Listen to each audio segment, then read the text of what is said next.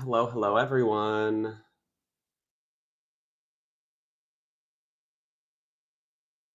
Welcome to my channel.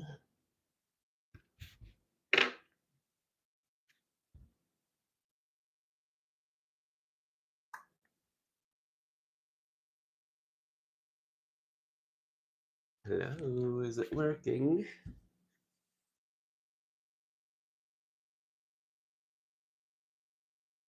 I believe so. Yes, hello, everyone. Welcome on in. I can turn off the sound now. Oop. I hope you're all doing well. I am doing fabulously. I am working on my next project, which is the stained glass robe. It doesn't have a title yet. Um, maybe we can figure that out today. I don't know, but I haven't edited or published the first video of this series yet. So, um, yeah, you'll see it soon, and I'll give you some information on that when it comes out. But I'm very, very happy with this project so far. So I'm going to quickly post in Discord. Oh my god, I have the hiccups. Of course, right when I start, I have the hiccups. I'm going to quickly post in Discord that I'm live. Um, Keep yourselves busy. I think Rowan is going to come visit. Maybe he's just going to sit on my desk. I don't know. What you doing, bud? What you doing? Are you going to be like your sister and sit on my work? Hmm? Hmm? Hey, you good boy. Let's go to. Yes. Yes. Guys, I'm really good at being a content creator.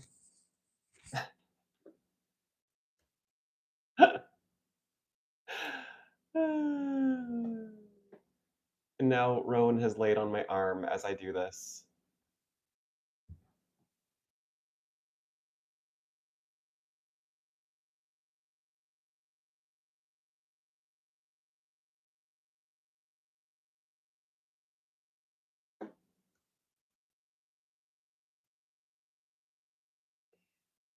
Over here.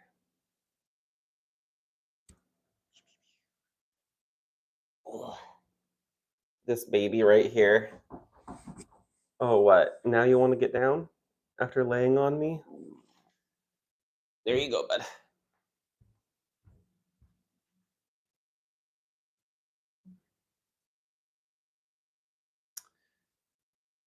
Okay, it would be great if I knew where I put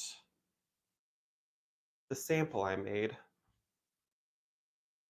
Mm, oh well. Any whoosies. So, oops, sorry, microphone.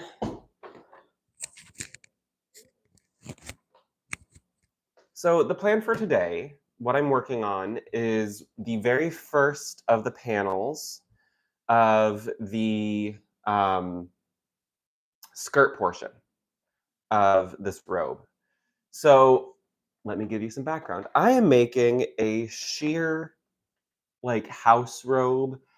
Imagine like the femme fatale in any mystery movie where she probably killed her husband, that sort of thing, um, mixed with the shaping and architecture of Gothic churches, as well as the rose windows.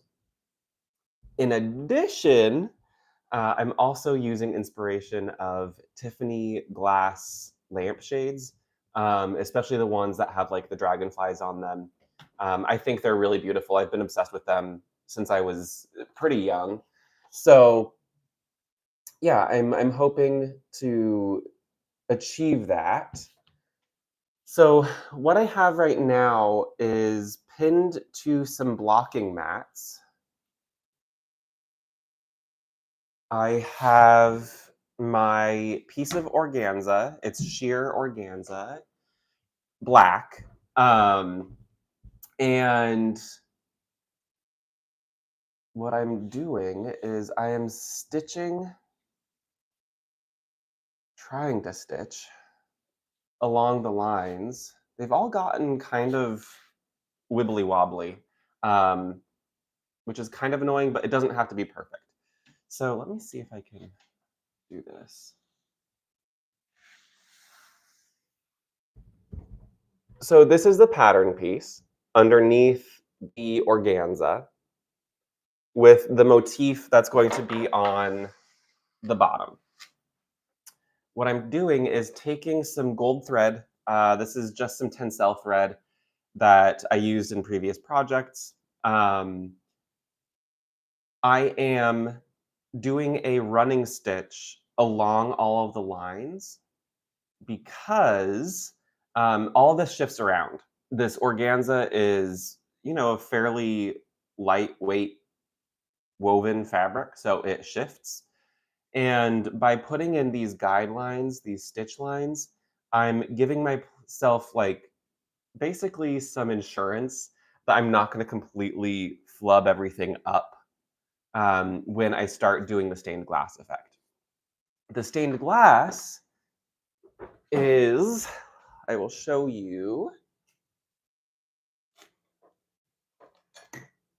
I need to, again, I do not know where I put my sample. I could have sworn I put it somewhere safe, and now I can't find it. So now it's too safe.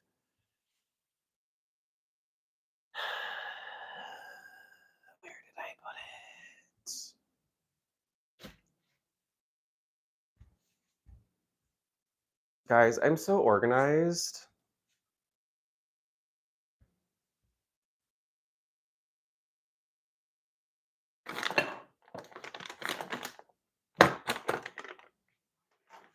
Where did I go? This seems like a really good place for this sample. I'm going to put it there and then promptly lose it.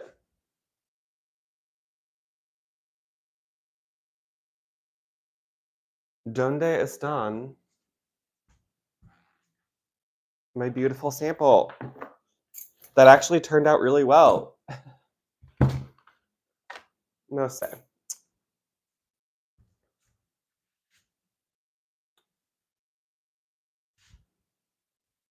Like, I didn't put it underneath here, did I?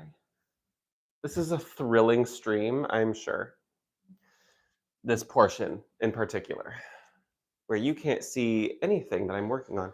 Okay, well, whatever. Oh my God, it's right here. I put it in the pile of organza bags that are colorful. But this is what it looks like. So I'm layering the organza bags behind and technically on top of the black layer. And I'm basically appliquing them on. So I've stitched, this is the back side. I've stitched all of those individual pieces down, cut around them, and then over the top, I took some satin ribbon and twisted it to create the leading around the stained glass. So the plan today, at least for this stream, is to get as much of the outlines stitched on. And then I think what I'm going to do is actually use this as my stitching guide.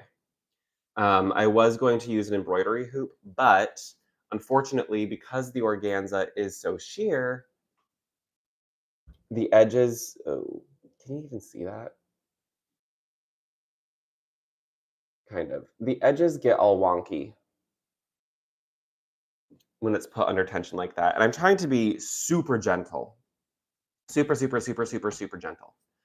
I don't know offhand exactly what color scheme I'm using in every single part of this project. I do have quite a few colors of organza. So I'm going to have to figure out like where I want certain colors. I've got a lot of this bubblegum pink that I don't really love, but I think if I layer it under other colors, it'll tone down. The orange is obviously part of the fish that are on here. I'm doing some like koi fish. And I think I have some yellow as well. I have two different yellows.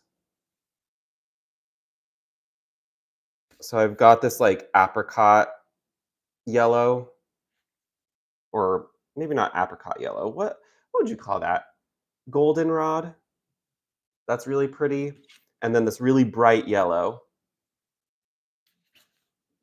So yeah, lots of colors to choose from. I got these off of Amazon. I try not to buy new materials, and I mentioned this in the video that's not out yet. All of these materials I've had to get new because I didn't have any organza. I started using tulle, but tulle is just not structured enough for this application. So, and the layering wasn't working right. So I wanted to make sure that I get a good color saturation without um, making it opaque, if that makes sense. I hope that makes sense. So I think I've achieved that. This is just one layer of colored tulle on the black tulle. So it's still nice and transparent, but you're still getting some good color payoff. So yeah, I'm gonna go ahead and put these bags aside. That way I don't have too much stuff on my workspace. Luckily, these small bags allowed me to get a lot of different colors without having to buy like individual colors of tulle, or not tulle, organza. These were in a vacuum sealed bag, and I'll show you. I got 2 sets. This is what it was. Look at that. It's just like exploded. So, dang. All right. So let's put this away for now.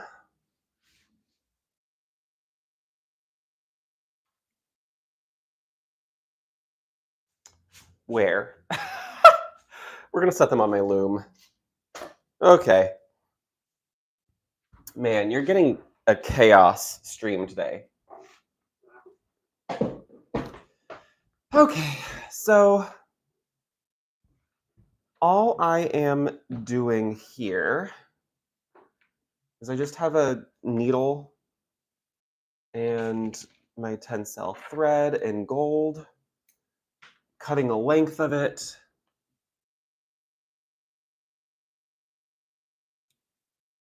And then I'm going along and working on following all of my lines. So there are some lines that are like really small, so it feels a little silly to do them. But I'm not knotting anything. All I'm doing is cutting a little excess on either side. And then I'll remove this stitching as I move along the piece. So unfortunately, it feels like I might have a little bit of like bubbling in the fabric over here on this corner, because some things have shifted and I tried to pin it like in the right spot.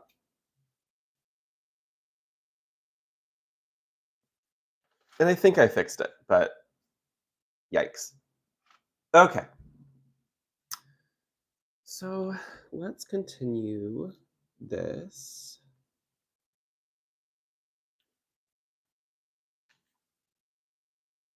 Oh, I guess I could also show you the outline. And I think I'm going to put this on my Patreon as like a coloring sheet. But this is what one panel looks like. So I have this kind of like Art Nouveau look here, some very simple shapes up here, and then it gets more complicated as it moves down the pattern. I have some lotus buds that are down here, a dragonfly here, some koi fish underneath this lotus, and then these rays here. I think this is all gonna be blue, all of these like diagonal rays. And then this I'm gonna do like purple, red, and pink, some yellow and orange. And then the buds will also be purple, red, and pink. And then up here, I'm gonna do some tambour embroidery with some glass beads. And then up here, I don't know exactly what color I'm gonna go with yet, but we'll see. I'm gonna lay things out later and use my drawing that I did on Procreate to kind of just test colors, how they work together. And now that I have the other organza, I can do that. So yeah. So anyways, how are you all doing? I hope you're doing well. Um, it's been a nice couple of days here in Los Angeles. The weather has been like actually a little bit nice. And by nice, I mean not freaking hot.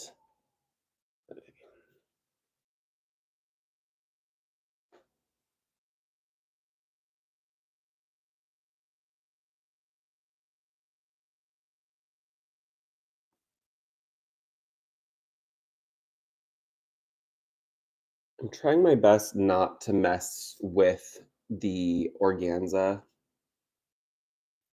because it does pull. Again, it's a pretty loose weave.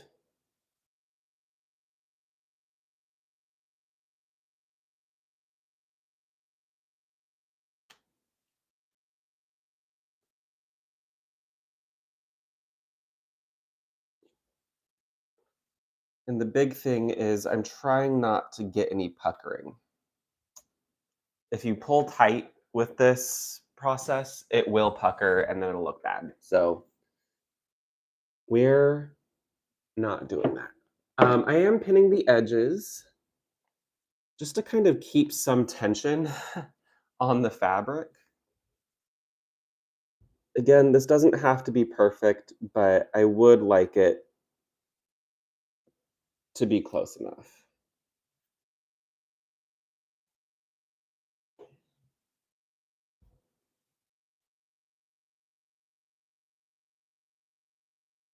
I am thinking that now that I've decided to just use this mat as the sewing background, I guess I don't really need to do this step, probably.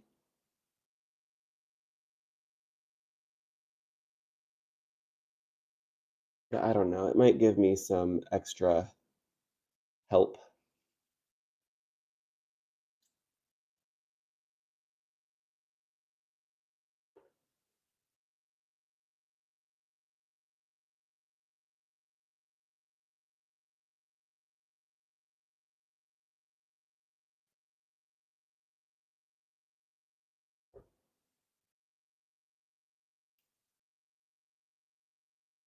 There are going to be 11 skirt panels. So any way to make this process more efficient of actually making the pieces, the better.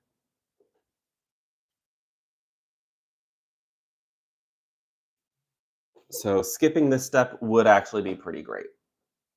So maybe I can just try that. I'll try that in areas that don't matter as much. Let me finish this and then luckily it's not hard to take all this out if this other technique works. So we're basically working on the back side, by the way.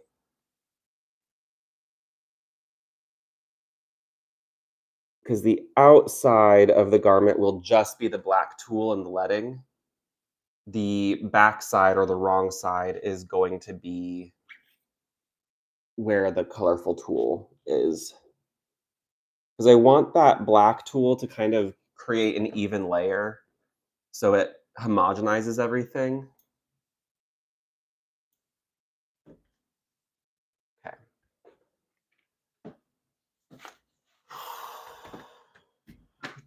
Do we dare start on the flower? No, because I don't really know the color scheme. Why don't we start on the bottom, work our way up.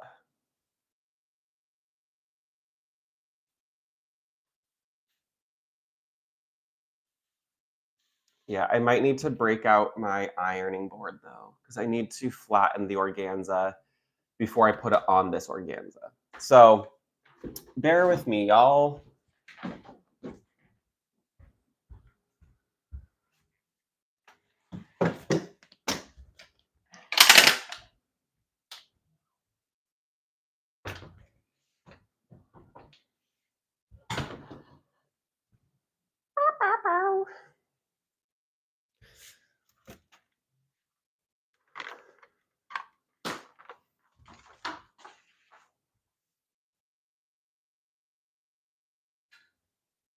There is so much cat fur on this freaking ironing board.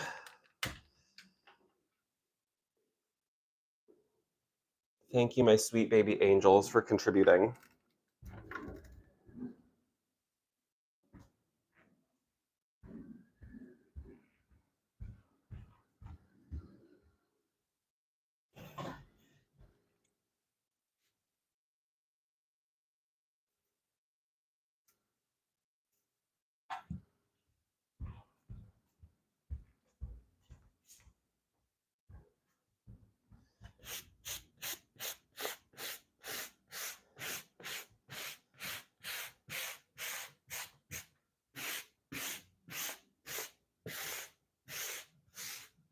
One of these days, I need to make a new ironing board cover.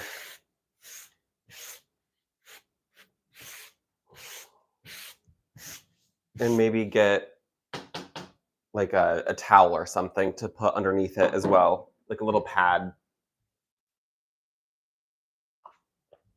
I've had this thing for years. Okay, so down at the bottom, I'm going to start with blue, but I'm going to alternate different blues. So this one, these ones will be a certain blue, and then these two will be a different blue. And then I think I'll flip it for these portions. So let's grab our blues.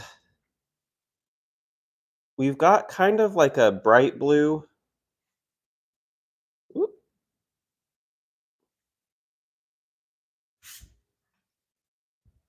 Let's see. That's yellow. Got like a midnight bluey purple. That's nice.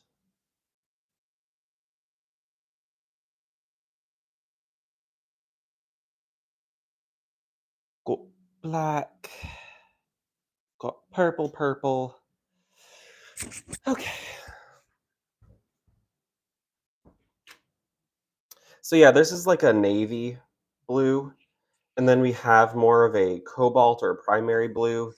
And then like an aqua. I think the aqua will be better suited elsewhere. It doesn't really match either of these other blues. So I'm going to set those aside. I'm realizing, oh, I do have green. Okay. I was like, I don't know if I have a lot of green, and I kind of need it. So we're working with a limited color palette, and that's a-okay, because then we don't have to get into the weeds of color theory. Okay, so organza is like, I'm assuming this is polyester.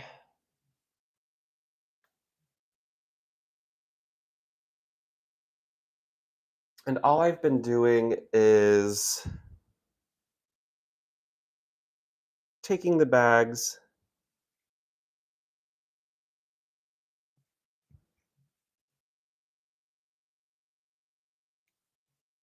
cutting off the rim.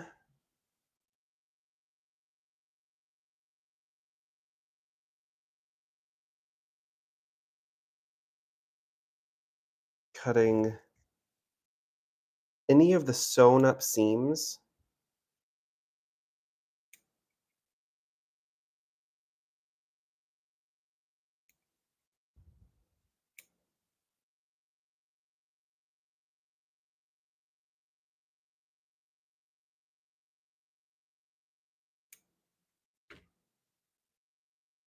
So it gets one piece like that. So I'm going to prep this just by flattening it down.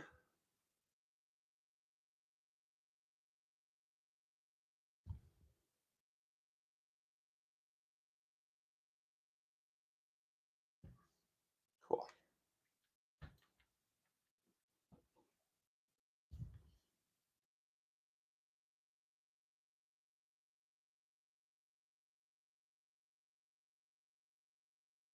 Can't really tell, but I think there might be some tonality in all of this. Okay.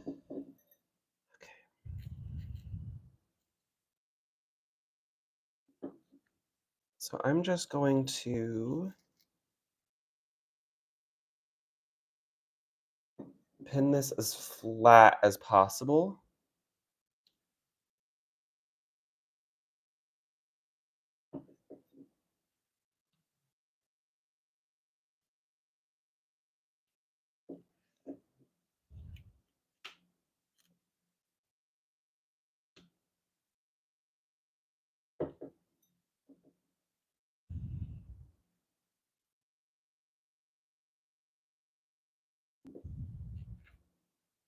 So what I'm trying to avoid is, again, any puckering, any bubbles.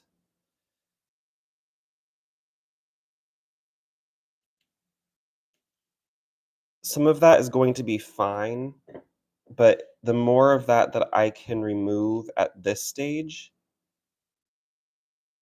the better.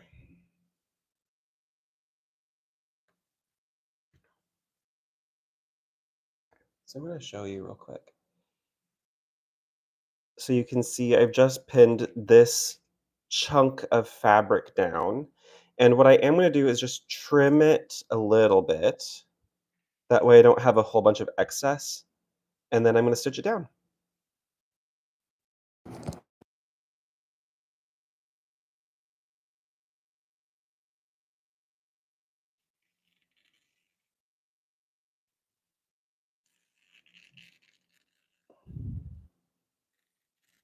And I'm being careful only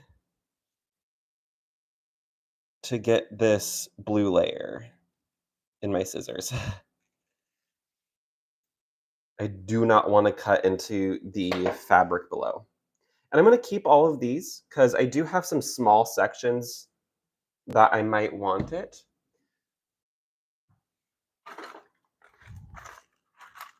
Okay, so I'm just using black sewing thread. And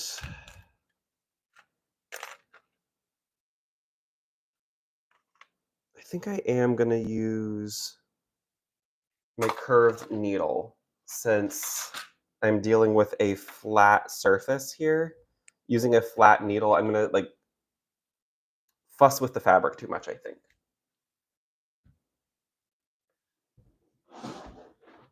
So this particular seam is right here. So I'm actually going to sew down the middle first, and then I'm going to go around the outside. By sewing down the middle, I'm allowing myself to baste this fabric into place, and then I'll be able to smooth out from the center out to the edges.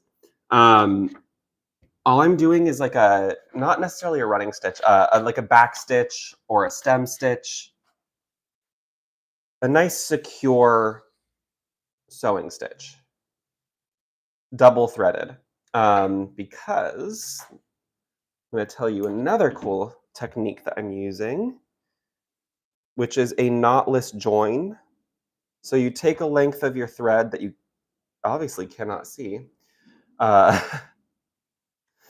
and the end with the two ends, that's what I'm going to thread through the eye of my needle. And if you've never seen a needle like this is a curved needle. You see it used a lot in upholstery. You might actually see some of this when people are giving you stitches. When I worked as a vet tech for a while, that's what our doctors used. So one side has a loop. Can't see that. Uh, so I'm just going to go in, make a really, really small knot, making sure I get both layers of tulle, not tulle, organza. I'm gonna do that a lot. I've got a feeling.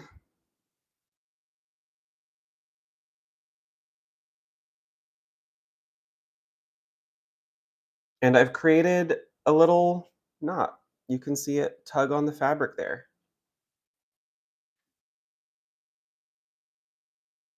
So now I'm just gonna do a back stitch, making sure again that I get through both layers of the organza.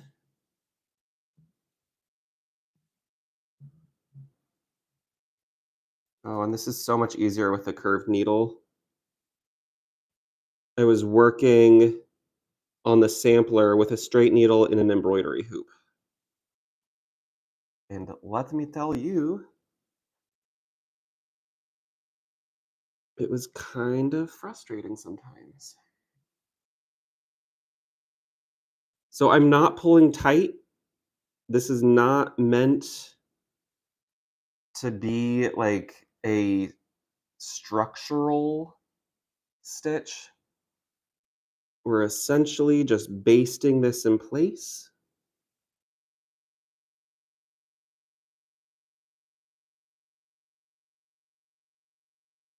Following our lines.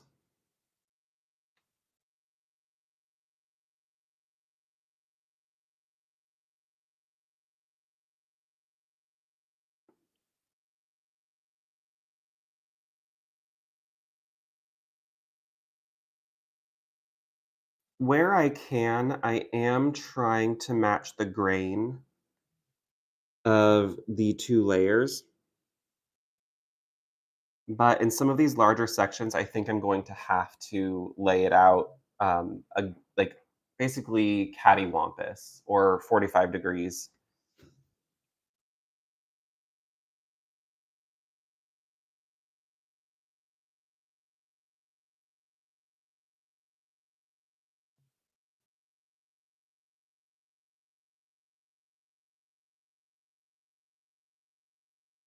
If I were to pull any of this tight, it would create gathers or puckers in this fabric. And we're not about that life.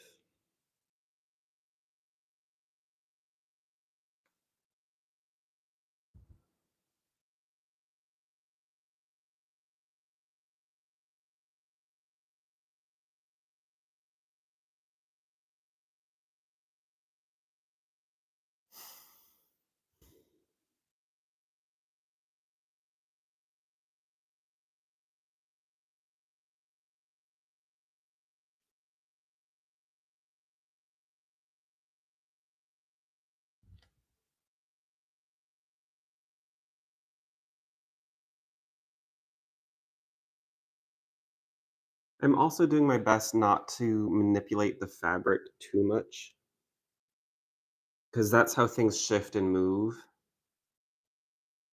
And it's rather annoying.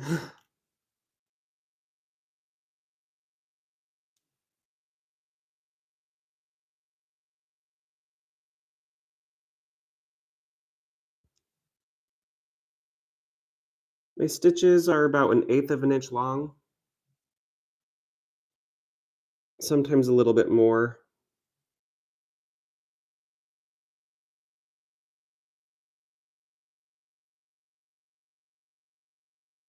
And while I could probably sew this on my machine,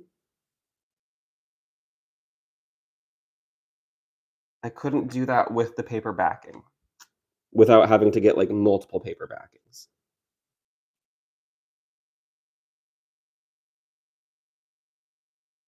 And frankly, I don't want to waste that much paper.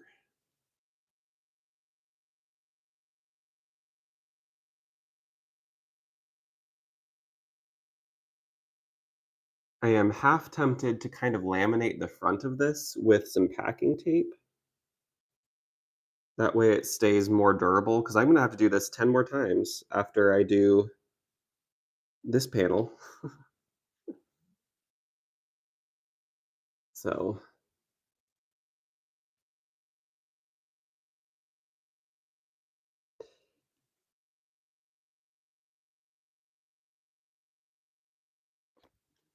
yeah, now that I'm thinking about it, the only thread I really need to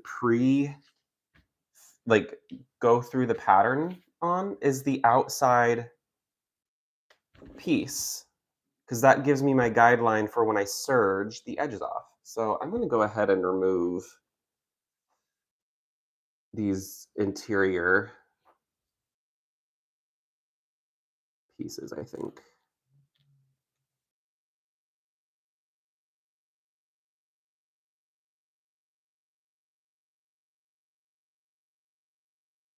Just real gentle. I should.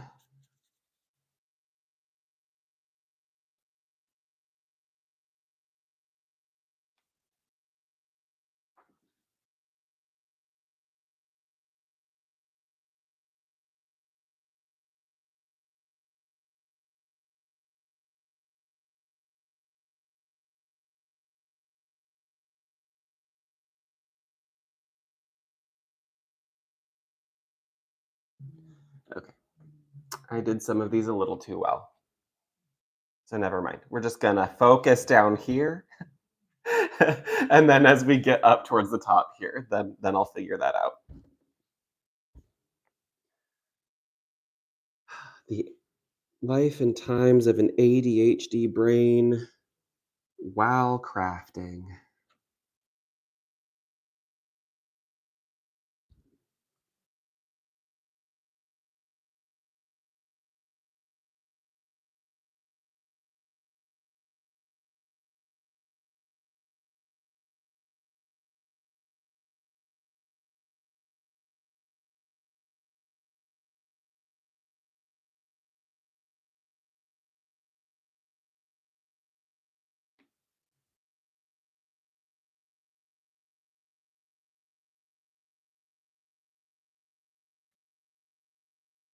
So I did make a little bit of a knot down at the bottom here. And all I'm going to do is kind of backtrack and weave my ends in as I go.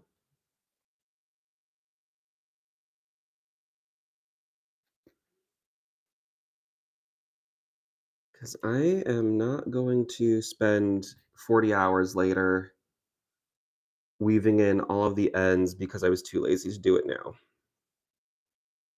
Because I will hate my life if I do that.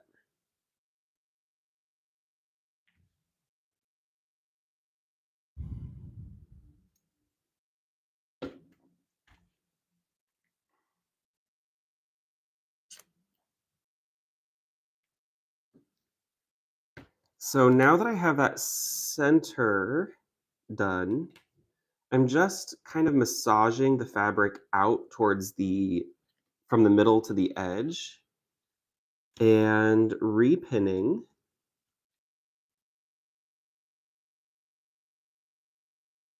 What's kind of cool is you get a little bit of what's called a moire effect between the two layers of organza.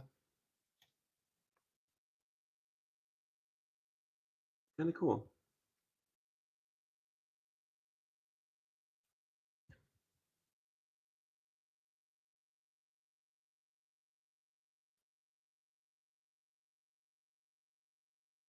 Yeah,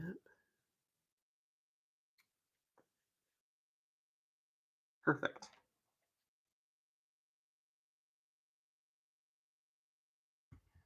Okay, so I think what I'm gonna do now, let's see. Ooh, sorry. Is go down this line, then go down this line, and then around the top. Whoop, sorry.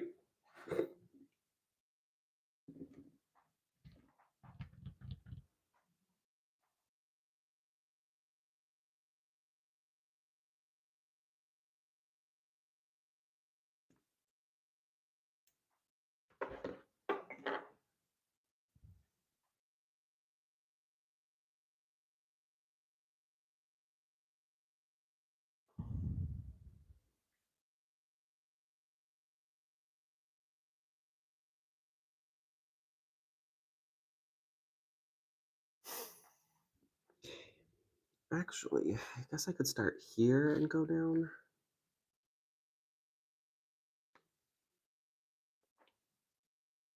Okay, catching both layers.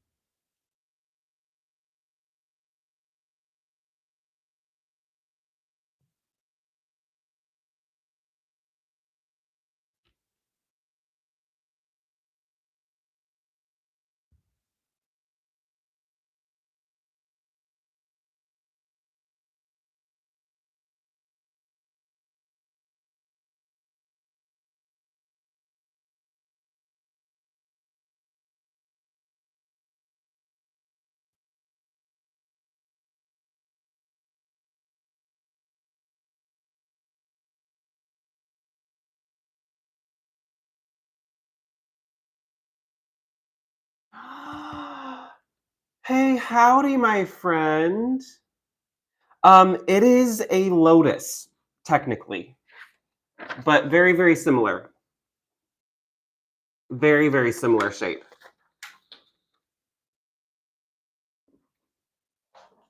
Yeah, I went kind of swampy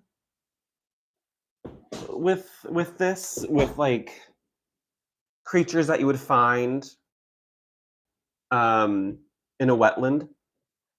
I don't know why I feel inspired by that right now, but I do. But how are you?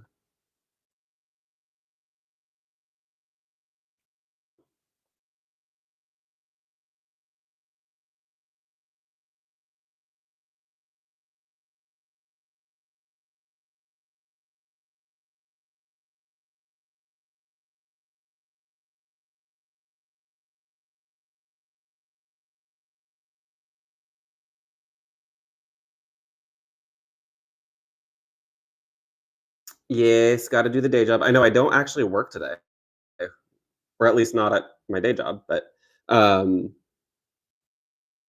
yeah, I've worked almost like every Sunday for the last few weeks.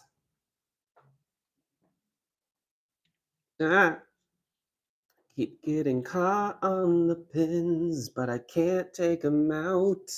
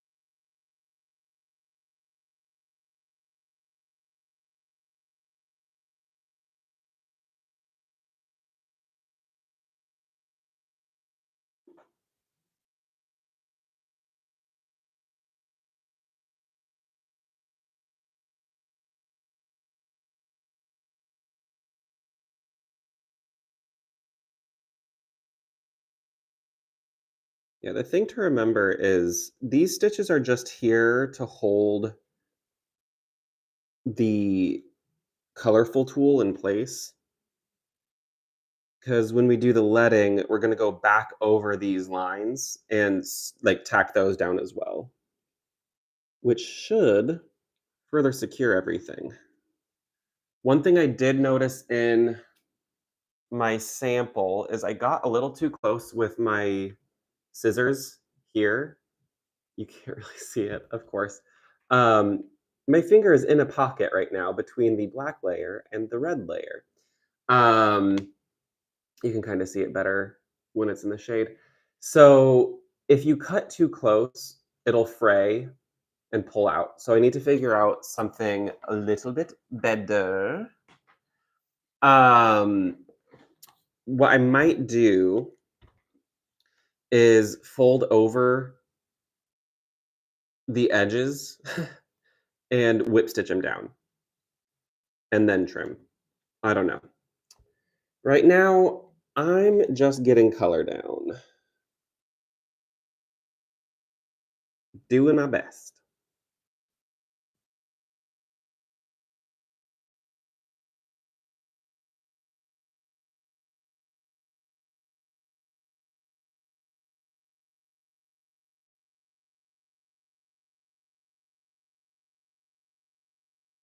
So we're kind of limited with color palette. I bought some organza bags off of Amazon, like a multicolor pack, and it's well, primarily primaries. So for most of the motifs, I'm going with just like simple colors. But I might play with layering. So here, I'll show you on this. This is such a handy guide to have. Um, Down here, I'm going for shades of blue. And then all of these like diagonal lines are also going to be blue. And then this will be like colors of red and purple and pink. The fish will be yellow and orange. The dragonfly, I'm going to do white wings. And then I have this really pretty teal color that I think the teal would look good on the body. Then the buds of the lotuses will also be the red, purple, and pink from down here. And then their stems will be green. And I think I decided I'm going to do green up here, if I remember correctly. I don't have my color mock-up up because you're on my other screen, so I can read chat. And then this kind of Art Nouveau section, I'm going to do some tambour embroidery or some hand embroidery with some glass beads to fill these circles in. Um, so yeah, I don't know exactly what colors with that yet. I have to go through my stash, and I might make a trip down to the fashion district to some of the bead shops down there. But that'll have to be next paycheck. Because I am le poor. I have to do those things called like paying rent and eat. Super thrilling.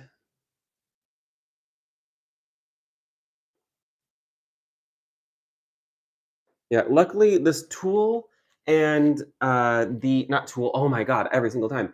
This organza and the colorful organza I got using an Amazon gift card for my birthday. So thank you to my sister Becca for essentially funding this project.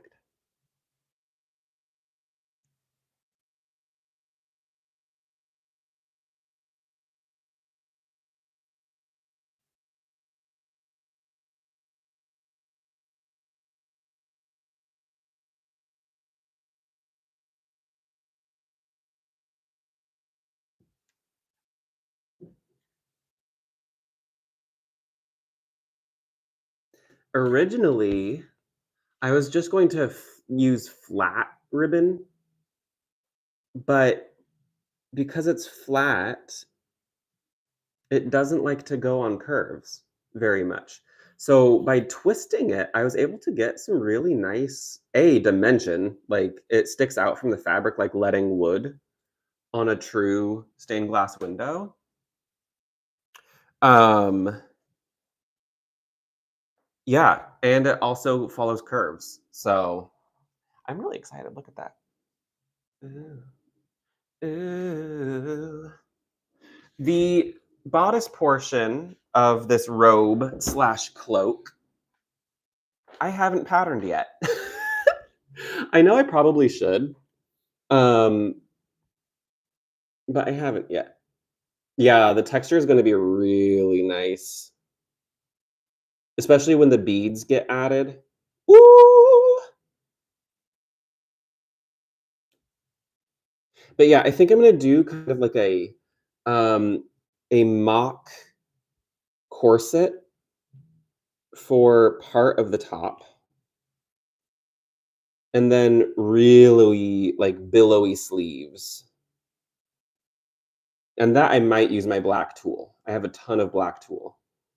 So I might use that and just keep the stained glass effect to the bodice and the skirt portion of this robe. Along the curves, I am using shorter stitches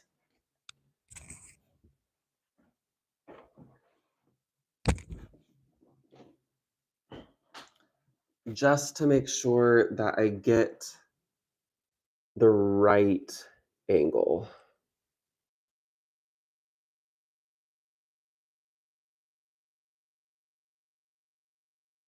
So just smaller than like an eighth of an inch, not quite a 16th, maybe 3/16.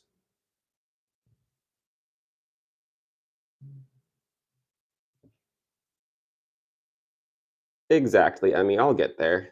Ooh, how was Stardew Valley yesterday? So if y'all don't follow Emmy, follow Emmy the Odd over on Twitch. Not only are they my best friend in the entire world, um, they're also an amazing streamer. And you can't see me. Hi, hello. Uh, so yeah, twitch.tv/Emmy the Odd. Variety streamer, currently playing Tunic and Stardew Valley. And what was the other one? Because I haven't seen you play this other one yet. Since you stream at a different time now. Oh, that's it at Demo. Okay. Cool, cool, cool, cool, cool. Well, Emmy is a delight. I've known them for most of my life now, or at least a majority of it, technically. I don't want anybody pedantic in there.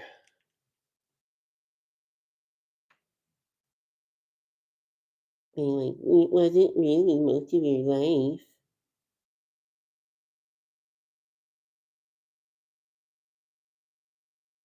Two-thirds of my life. How about that?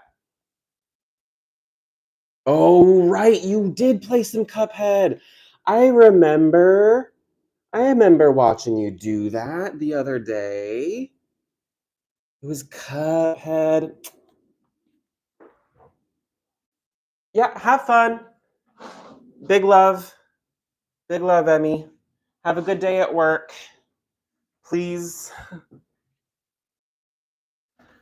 You'll be fine. Ooh, yeah, go eat. I know, I need to eat at some point today.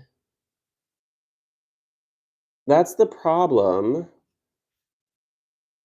with my days off is that my schedule just gets weird because I don't eat at a normal time. And then I'm like, "Oh, why do I feel bad?" "Well, have you eaten anything today?" "No." "Oh, maybe you should eat." I did just get smoothie making supplies from the grocery store, so now I'll be able to have my morning smoothies again.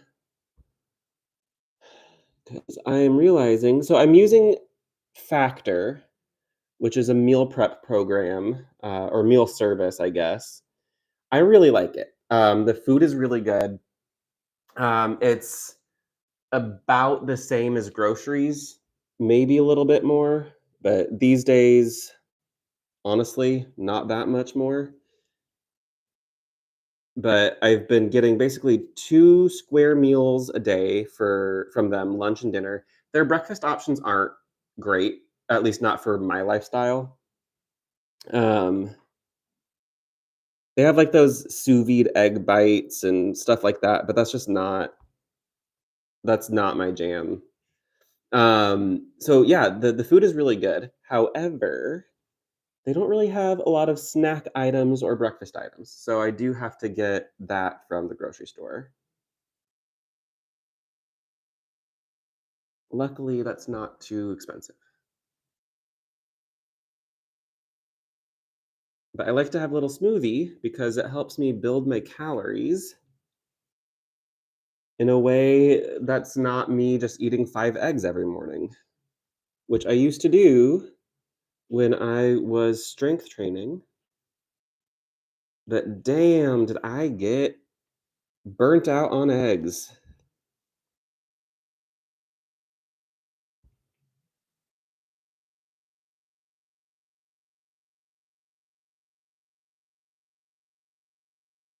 Okay.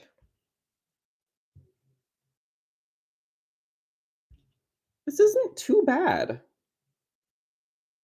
This technique, like, isn't taking too long. So I'm just backtracking like I did earlier to weave in my loose end. And all I'm doing is basically lashing around the tops of my stitches that I just did rather than going through the tool. Sometimes I do, but it's okay. So I just go back about half an inch to 2/3 of an inch. I'm gonna trim. Now we'll do the other side. This is such a blast. I am already so excited about this project.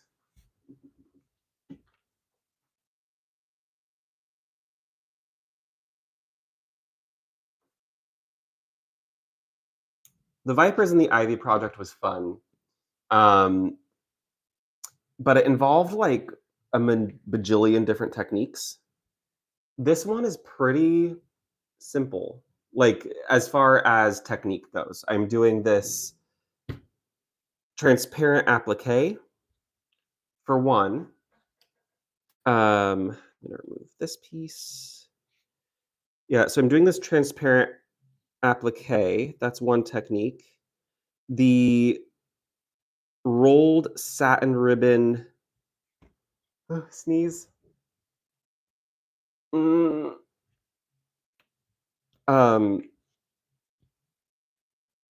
oh, that one is from below. Whoops.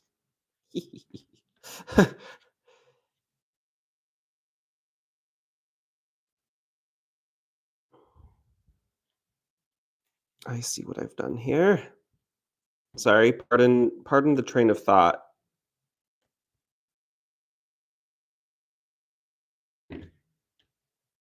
Okay. Um,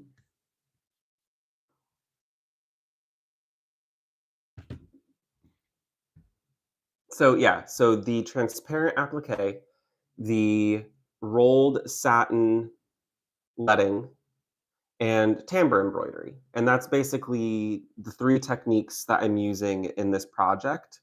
Um, it's just nice sewing. I'm not weaving anything for this. I am weaving something else. My loom is warped up and I'm having a blast with that project. Um, I don't know what it's going to be yet. I'm just weaving yardage and experimenting with different tie ups, different weave and stitch patterns. Um, yeah, it's flipping great. Okay. Trying to push these pins in as flat as possible so I don't catch them as often. And that is working quite well for me. Having that structure feels good. When I was doing this on the embroidery hip, silly. I found that it was puckering a lot more because there was like nothing structural there. I do think I could get away with using a wash away stabilizer if I really, really wanted to, but I feel like that would just be a waste of material and probably be quite expensive. I could do tearaway. I don't know. I don't know. I think this is fine. I do have to hang it up or lay it vertically because Beans, my lovely, beautiful baby uh, cat, she likes laying on this particular project. And I don't love that.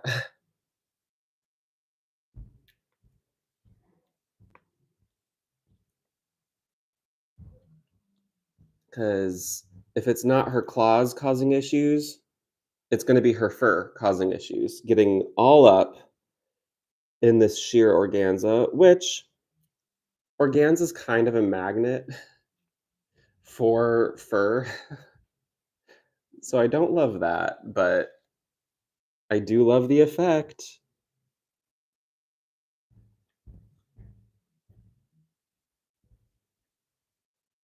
So I need to make sure I get that as a point.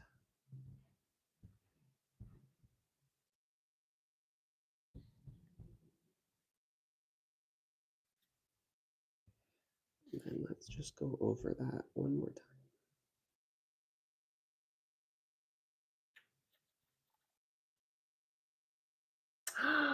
Hey, Cat Cam. I don't know where she is. She ran away when my groceries got here. How are you though? Oh, by the way, I have gotten so well, hold on. Can I kind of divulge who you are? Sort of. Can I give you some amazing credit where credit is due?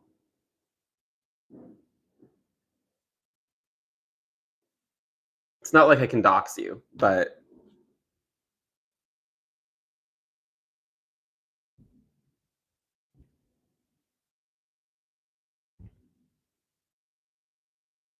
I have a message to relay to you.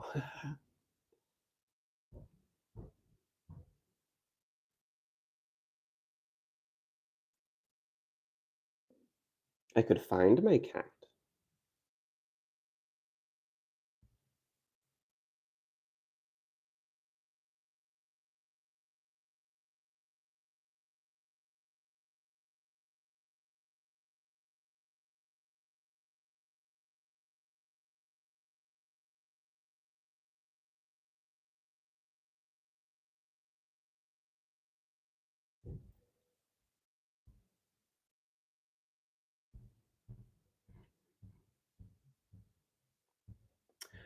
Oh, I was asking if I could give you credit for something and call you out in something amazing, basically.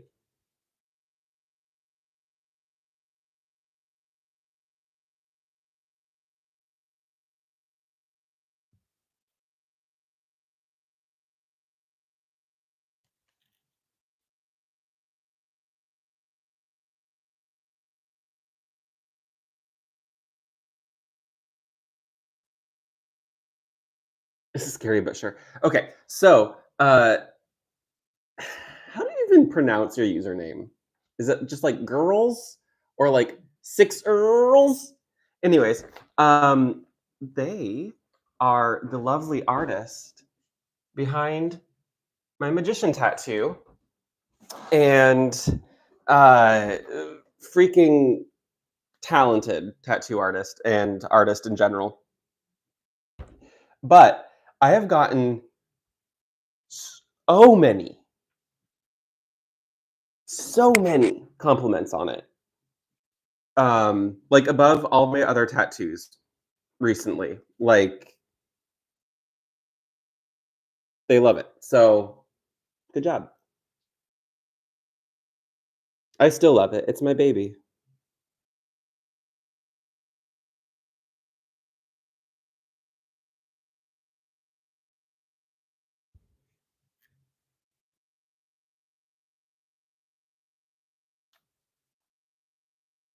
So go follow them on Instagram. Same username.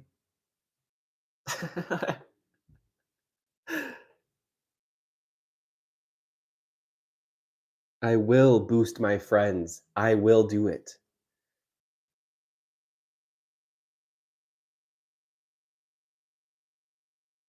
I will aggressively support you.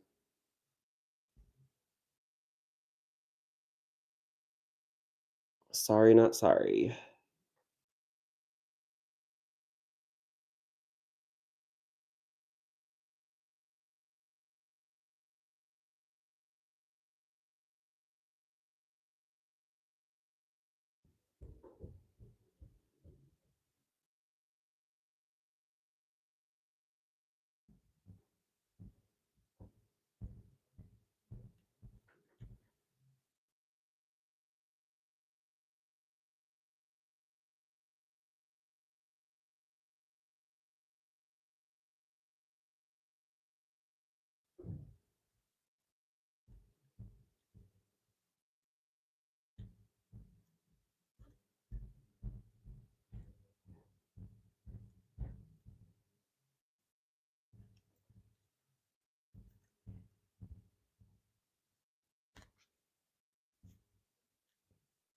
But how are you doing? I hope that you're doing well. Feel like it's been ages since I've seen you.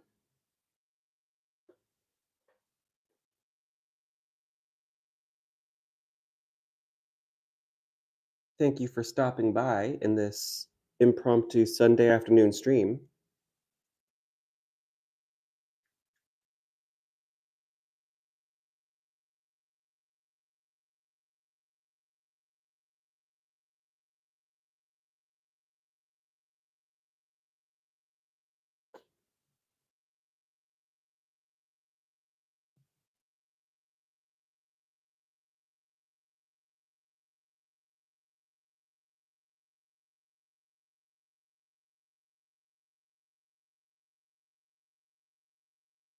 Oh, I know. I know. I just had to go with whatever one sounded like Eden would be good for. And so it's like, yeah, farms, sure.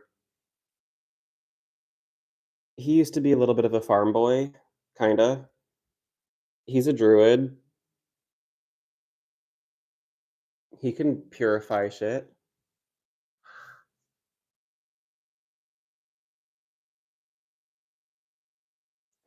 He likes plants.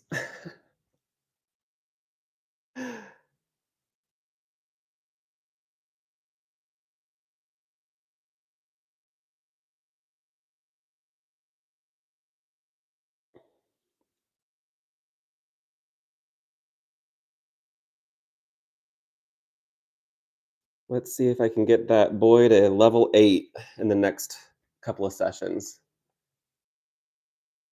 I was almost there with Hover. And then I had to go ahead and get him killed by trying to talk to a lich. Good times.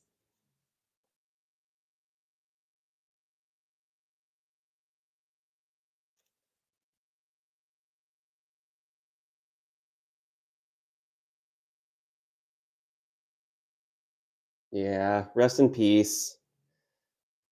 I legit thought I was gonna be able to get him to, um, monologue, essentially, was my hope.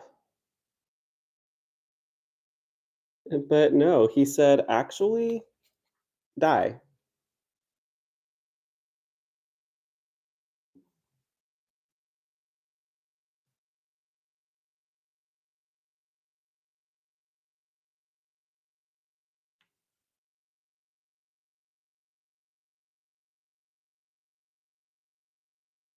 He was like, "What if instead of talking, you became my thrall instead?"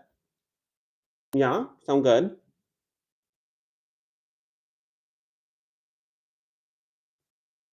And I was like, "No, that does not sound good, but guess what?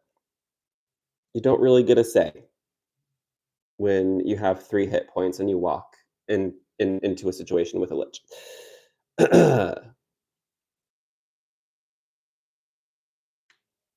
Hubris.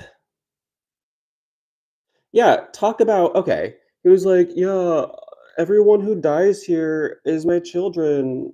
It's my soul. Your souls belong to me." And then he just leaves my corpse, my undead body in the rubble of a cliffside. Rude. Like, am I your child or not? Like, are you going to be an absent papa? Because that's what it feels like. Like, rude.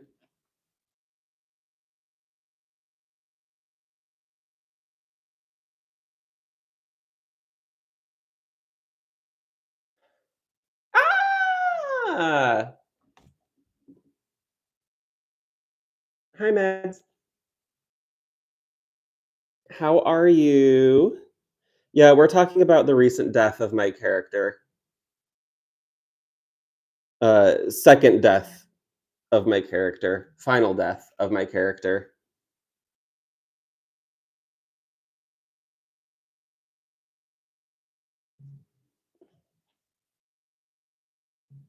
So, luckily, I have Eden from the last time that Hover died. Double D&D. Whoa, that's a lot of D&D in one day.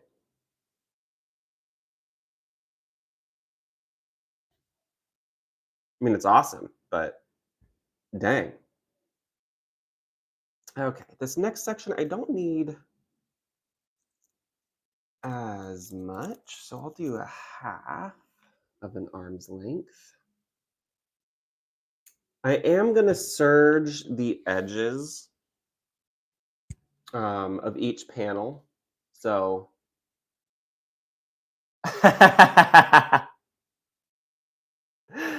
maybe you did.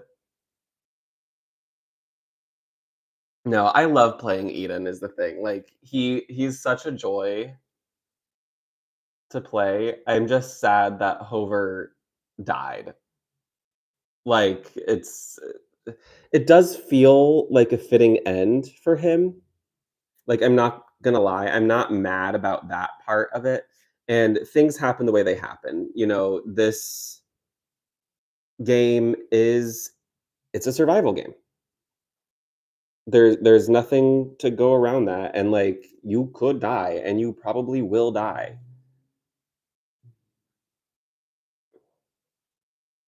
I think Eden has only gone down to 0 twice. I don't count the battle royale because Like, yes, that matters, but there wasn't really any risk of actually dying.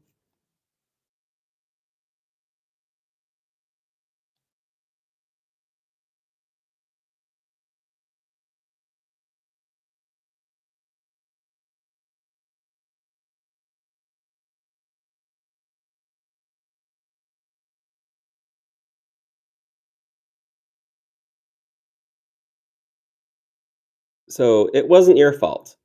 It wasn't your fault. I should have run, but the second when Shay goes down to the bottom, yells, "Lich!" Hover's not running.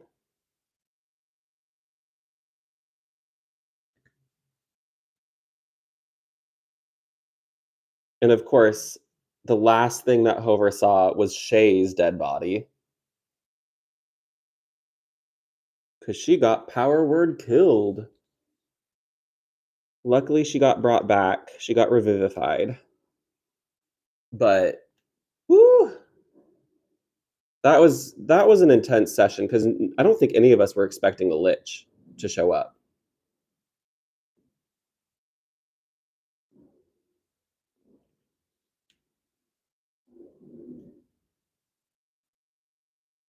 And now we have a giant, like, obsidian construct that's just chilling in the ocean somewhere,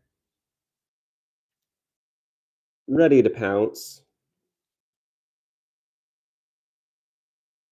I'm sure the Tide Queen absolutely loves that.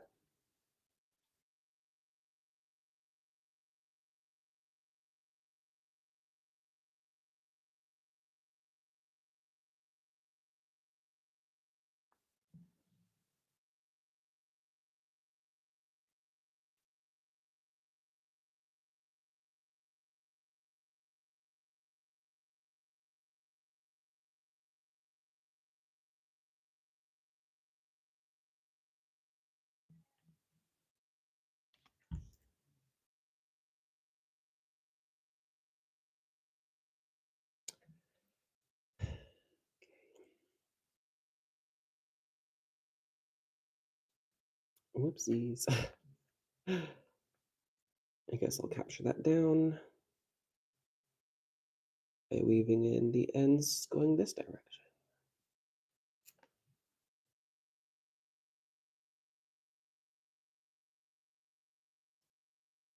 Is one of these campaigns the one where you're playing an Eladrin,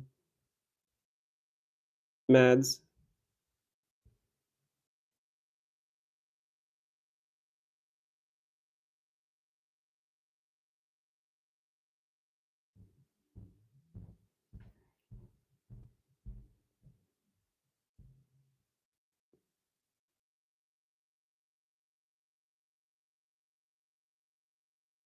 If you can still hear me.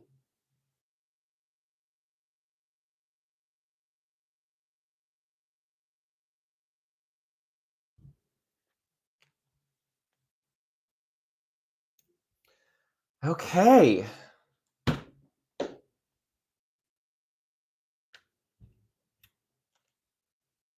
That one is done. We're going to move from the center to the sides. So I'm not going to trim yet. I am going to fold over that seam.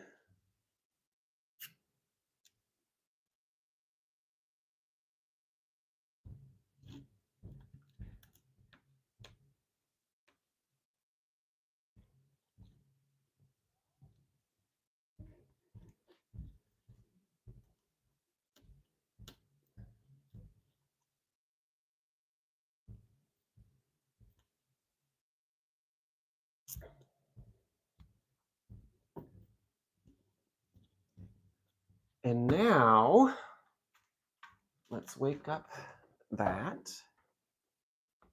And I'm going to pull one of the dark blue. I don't know how much of a difference this will actually make in the final piece, but I do like the idea of alternating colors. So, and that's what we're doing.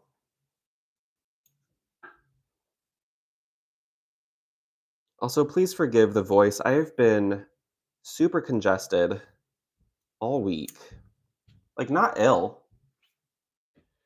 but I think there's been construction at work, and my allergies have been a little bit higher than normal.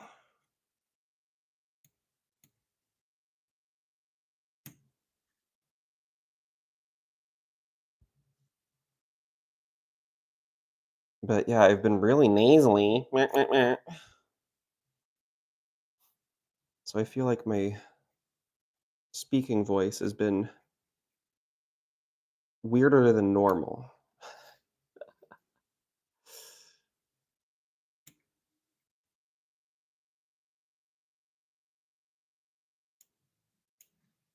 Okay, cut the edges off. Let's press it just a little bit.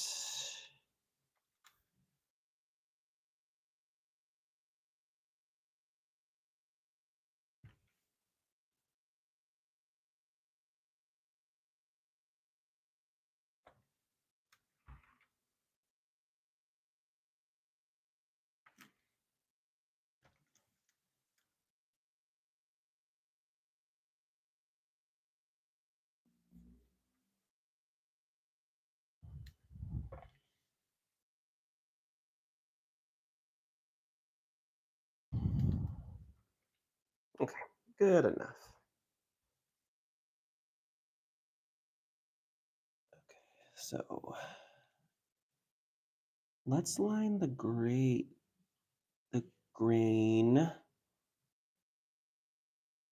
with the direction of that line.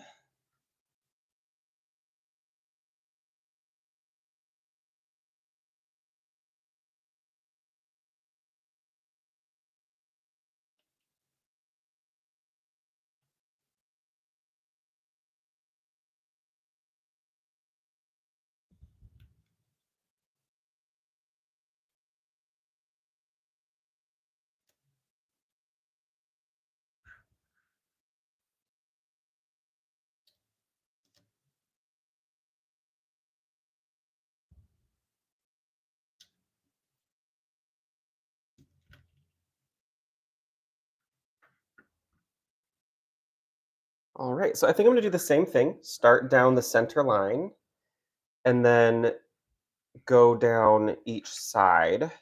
And I do have to go over essentially each line that shows up. So dirt, dirt, dirt, dirt, dirt. Like I just have to go around every line for every single piece that I put on.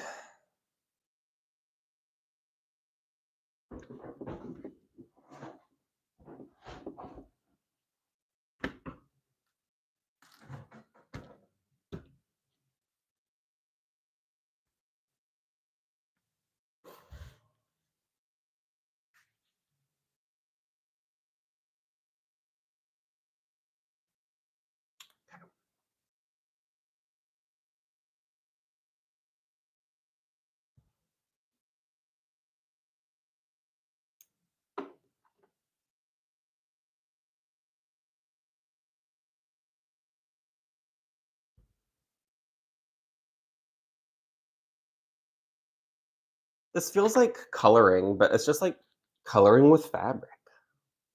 It's really fun.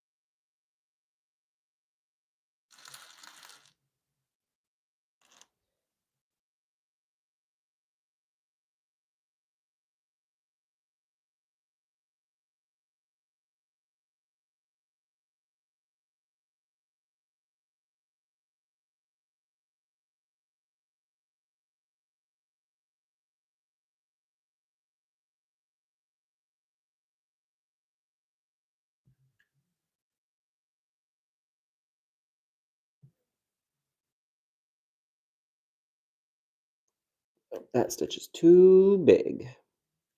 The smaller the stitch, the better. So I'm trying to be really mindful of that.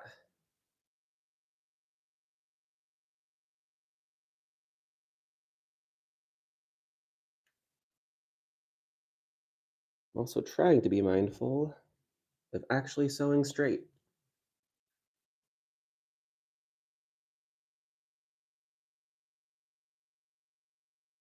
Following the lines.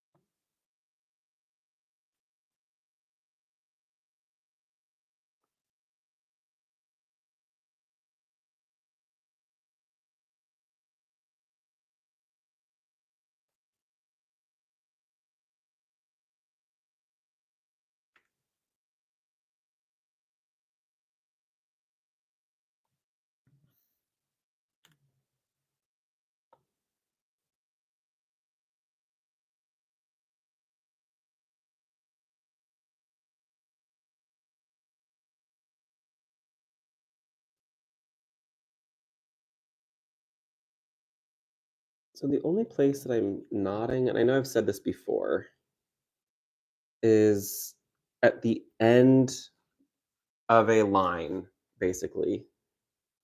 And then I just go back and weave in my end. That way I have very clean lines all the way up.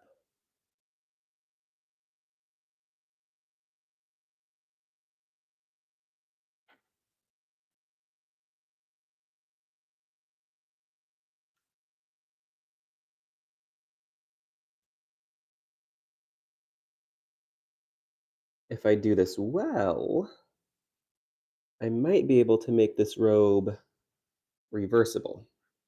So you can have the side that's just a little bit more vibrant and the side that's a little bit more muted.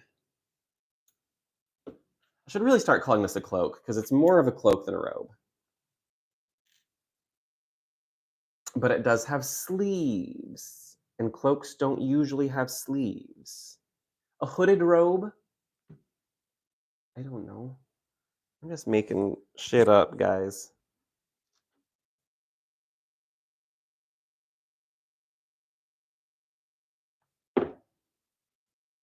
Okay.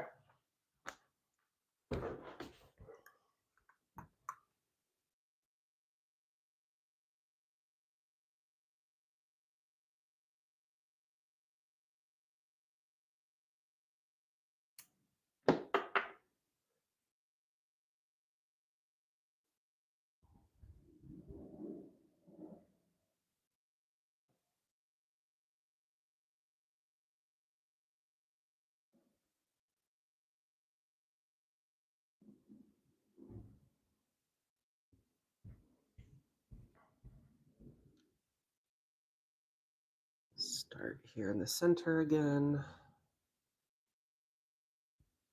So then I can just do one continuous line.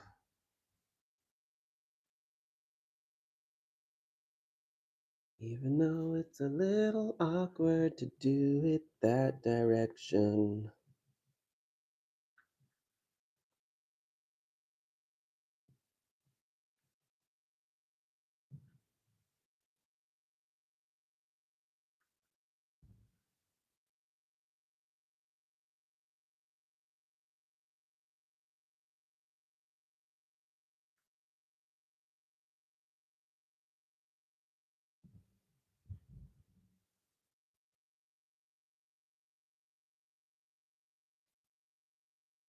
So I'm just gently massaging the fabric away from that center line.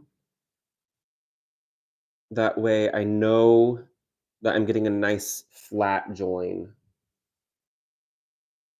that won't be too bubbly. If it's a little bubbly, it honestly doesn't seem to matter,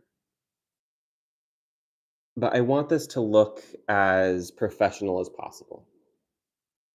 So the more care I take in these steps, the better.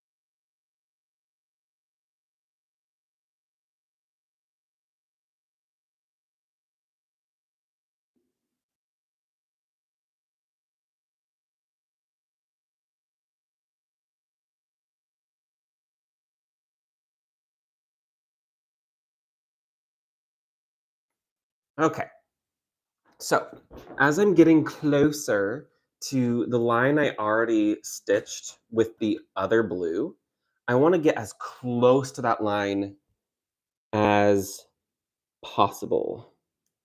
Um, because I want these two pieces to butt up against each other. The fake letting, the um, ribbon, will cover a lot of sins here,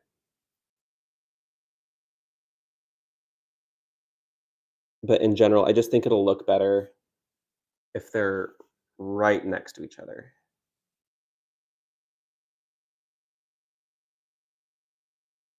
So I'm just stitching right alongside the other stitch line.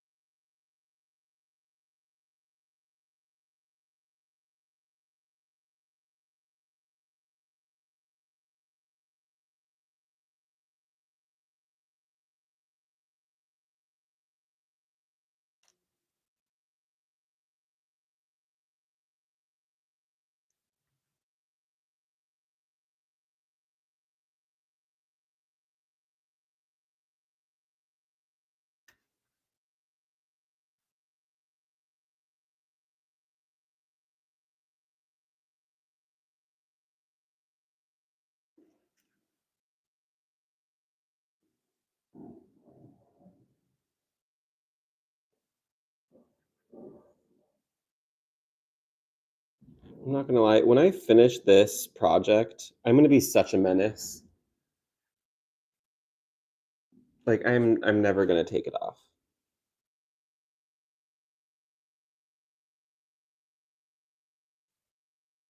I'm gonna get one of those long stem cigarette holders, put a candy cigarette in it.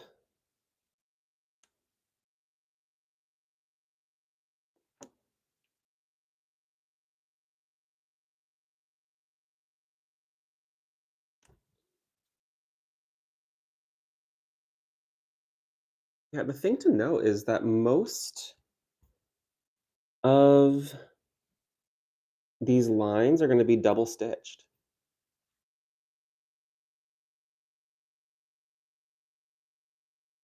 There's always going to be 2 colors generally butted up against each other, except for when it's one big field of color. But that's really only happening down here and up at the top.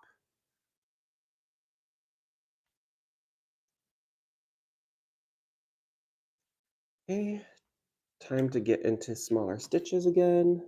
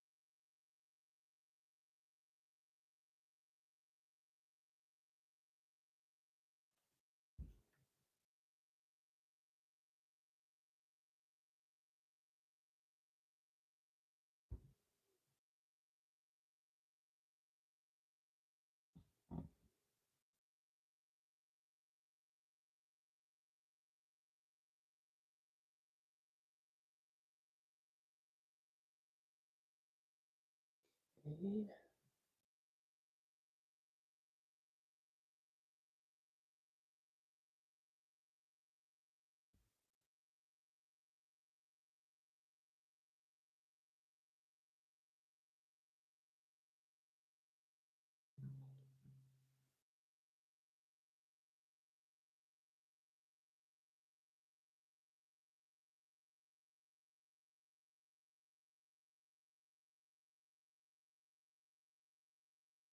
Not gonna lie, I do think it's a little funny that I worked as a vet tech for a while, and I essentially learned, like, how to properly, administer stitches and vaccines and do biopsies, like,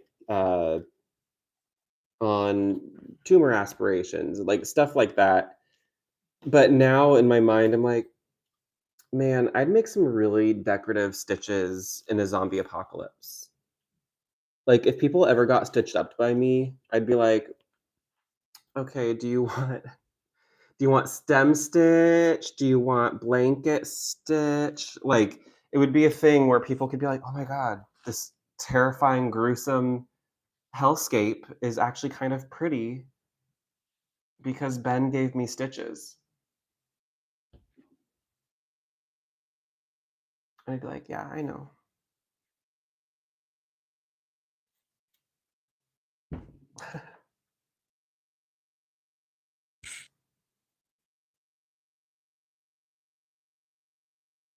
All right, so we've got a kind of complex line on this next one,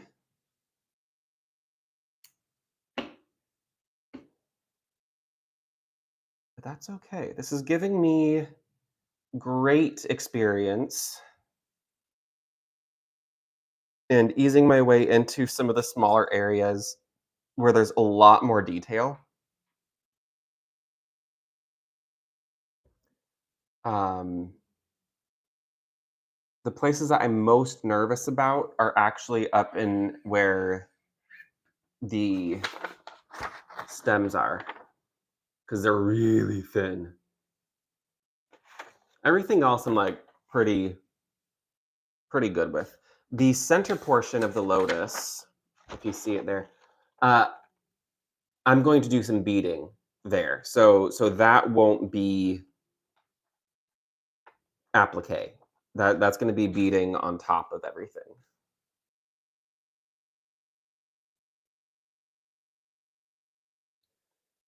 Okay, starting in the center again.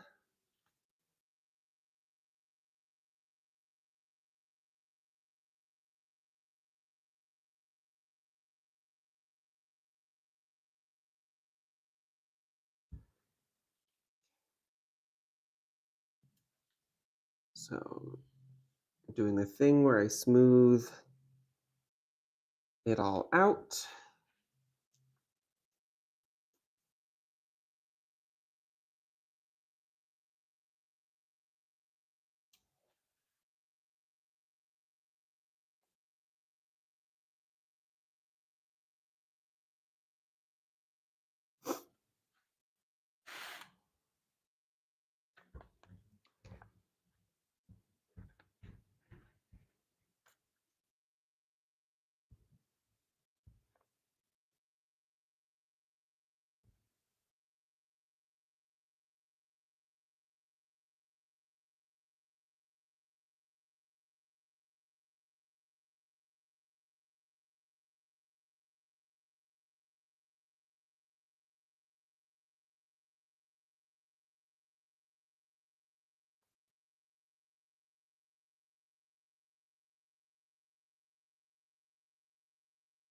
One thing I will say about using a curved upholstery needle is once your hands start getting sweaty, it's actually quite hard to hold.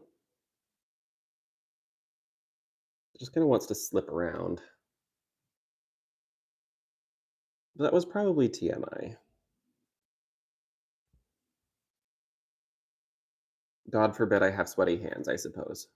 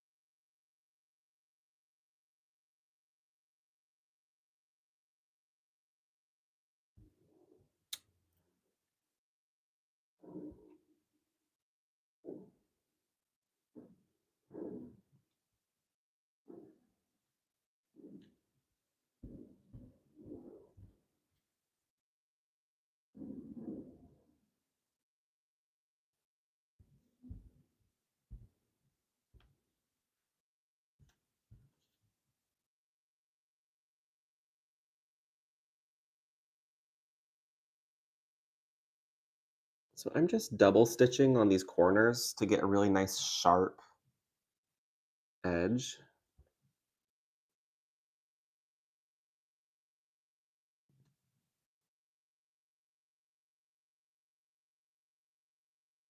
I think I definitely need to do that in this teeny tiny sliver of fabric.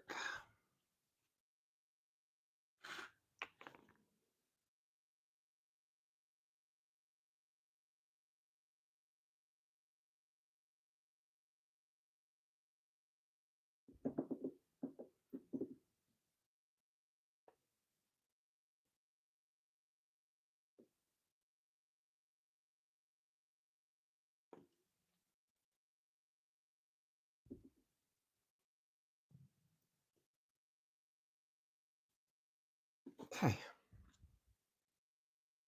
so let's do that here on this corner of the lotus petal.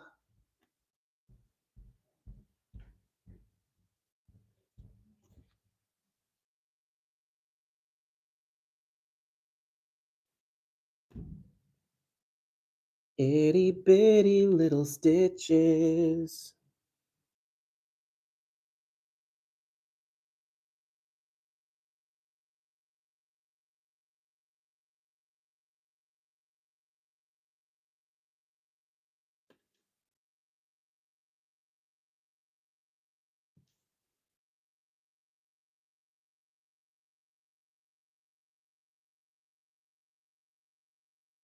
Oh, the eyes of the fish are also going to be beads, by the way. I'm not doing a different color of eye, of fabric, I should say. Yeah, I'm gonna do beads. Just add a little bit of sparkle, you know?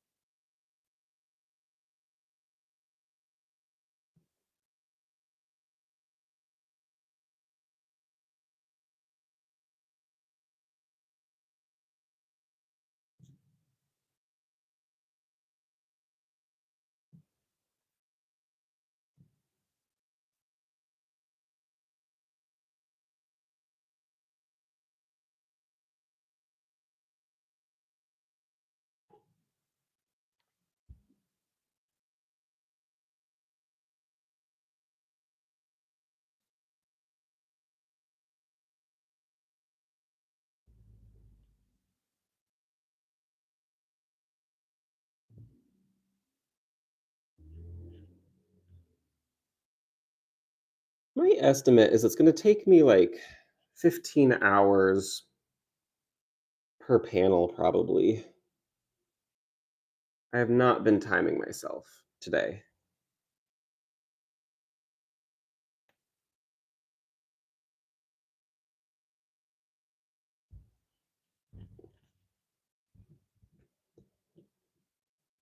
That's a lot of time, but it's worth it.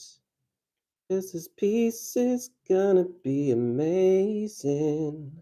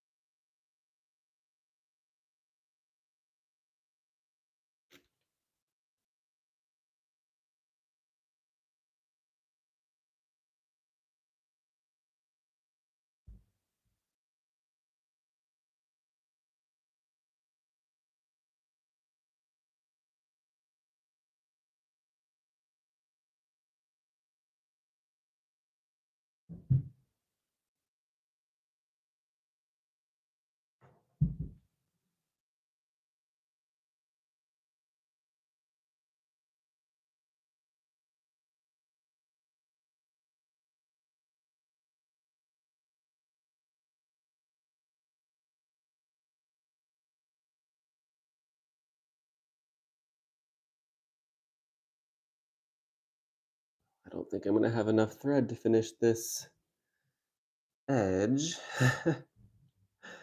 Shoot.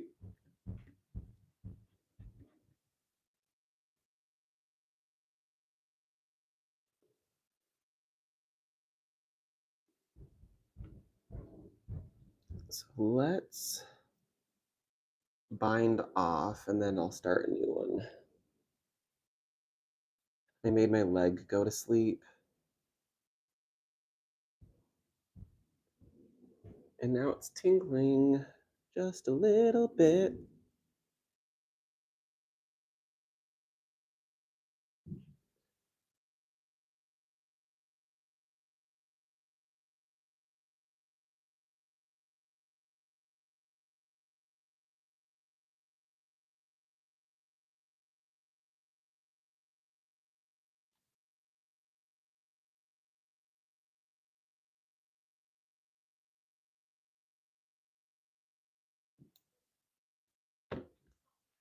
So then I don't really need a full length.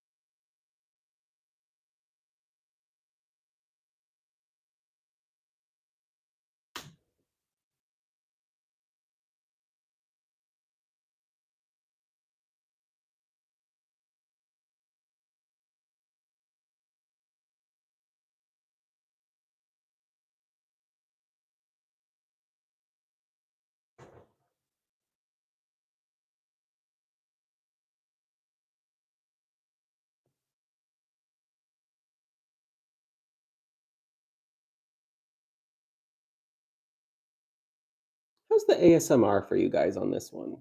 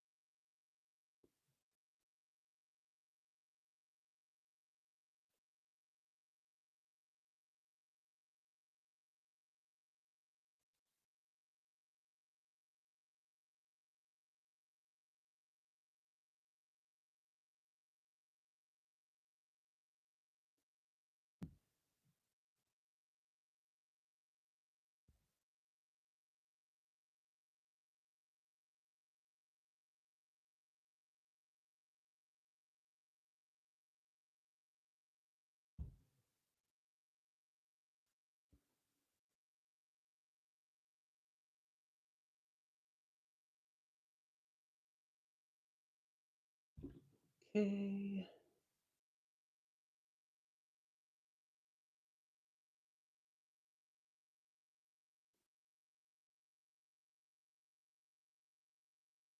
Just weaving the ends back in.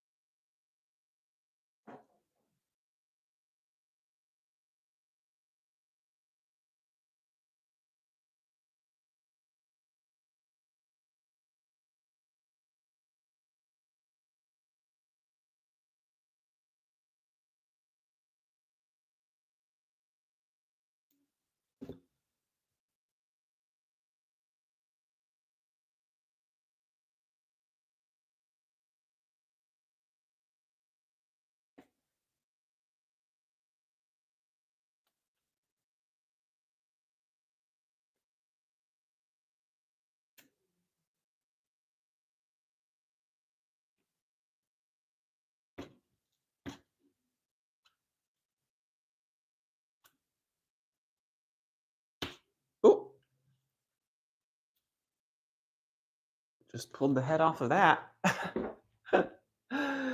Do I have pliers handy? I sure do.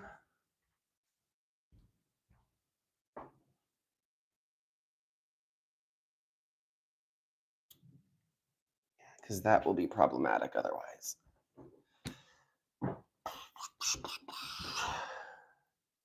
Okay, just gonna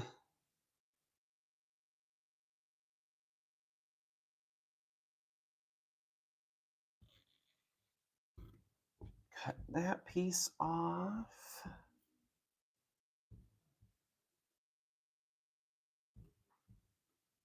Cut that piece off.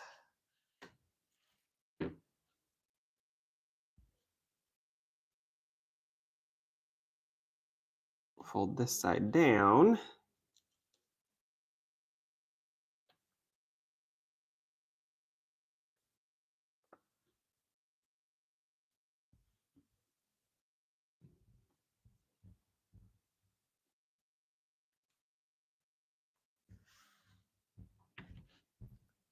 And then I need another piece of the cobalt blue. Cool. I'm gonna make sure I don't lose that. Let's take a look at what I've got so far. So cobalt, navy. This is gonna be cobalt, navy, cobalt. Then I need to figure out these stripes. But I'm pretty happy with that so far. Ah, sick. I do think I'm gonna call this for the stream since it's been about 2 hours. Hello? Sorry. But yeah, thank you for watching today. I know it's been very, very chill, kind of body doubling kind of day. That's what these studio days are, is just chill vibes. So I don't know when the next one will be. Maybe Thursday or Friday. Who's to say? But I will see you all in the next one. I will be trying to get the video, the part one of this project, out this week. So I just need to sit down and edit it now. And I have some other editing to do for other projects. So, yes, I will see you all in the next one. Thank you so much for watching. And you all stay happy, stay healthy, and I'll see you all in the next one. Bye.